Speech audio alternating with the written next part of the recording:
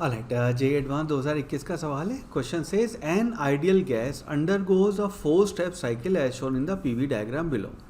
During this cycle heat is absorbed, हमें बताना है heat is absorbed by the gas in step 1 and 2, 1 and 4, 1 and 3 या फिर 2 and 4। Now अब अगर इस चारों जो आपके स्टेप्स हैं अगर हम गौर से देखेंगे, सो पहले वाला है, ये पीवी डायग्राम बना हुआ है, पहले वाला प्रोसेस है, क्योंकि इसमें आपका प्रेशर कांस्टेंट है तो हम इसको कह सकते हैं this is isobaric process.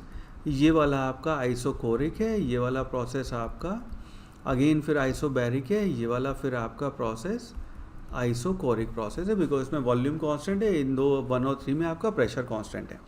Now अगर हम यहाँ पे बात करें प्रोसेस 1 की या स्टेप 1 जो है आपका, इसको ऐसे लिख लेते हैं, स्टेप 1 जो है आपका, स्टेप 1 क्योंकि आपका आइसोबैरिक प्रोसेस है। आइसोबैरिक प्रोसेस का मतलब क्या है कि आपका P कांस्टेंट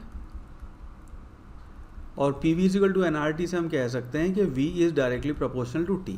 तो इस केस में वॉल्यूम आपका इंक्रीज हो रहा है, और क्योंकि आपका वॉल्यूम इंक्रीज हो रहा है इसका मतलब ये है कि टेम्परेचर आपका इंक्रीज होएगा, और यानी कि आपका डेल्टा T जो है वो आपकी पॉजिटिव वैल्यू आएगी। नाउ इस केस में डेल्टा Q जो है उसको आप लिखेंगे that will be equal to N multiplied by CP delta T। और ये क्योंकि डेल्टा T पॉजिटिव है, ये दोनों तो पॉजिटिव होंगे, यानी कि इसकी वैल्यू आपकी पॉजिटिव आएगी, यानी कि 1 में आपकी हीट एब्जॉर्ब की जो हम बात कर रहे हैं यहाँ पे आपकी हीट एब्जॉर्ब होएगी। सो 1 वुड बी माई करेक्ट आपका एक ऑप्शन होएगा जहाँ पे हीट एब्जॉर्ब हो रही है। नाउ फिर सेकंड स्टेप को देखेंगे तो सेकंड स्टेप है आपका आइसोकोरिक प्रोसेस। आइसोकोरिक प्रोसेस का मतलब है कि इसमें आपका V कांस्टेंट है, यानी कि प्रेशर आपका जो है pressure is directly proportional to temperature. तो हम यहाँ पे यूज़ कर रहे हैं PV is equal to nRT, just for your reference, ठीक है। तो अगर वॉल्यूम कांस्टेंट है तो प्रेशर और टेम्परेचर आपके डायरेक्टली प्रोपोर्शनल हो गए।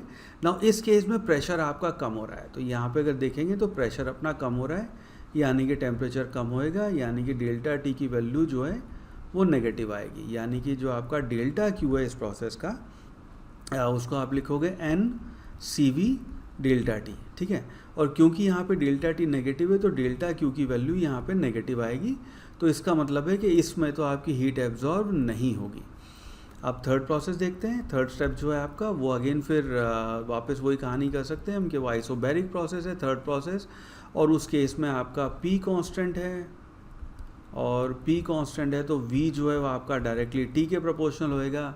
इस केस में V जो है उसकी वैल्यू कम हो रही है, तो V की वैल्यू आपकी कम हुई है, इसलिए आपका टेम्परेचर जो है उसकी वैल्यू कम होएगी, यानी कि डेल्टा T आपका नेगेटिव आएगा।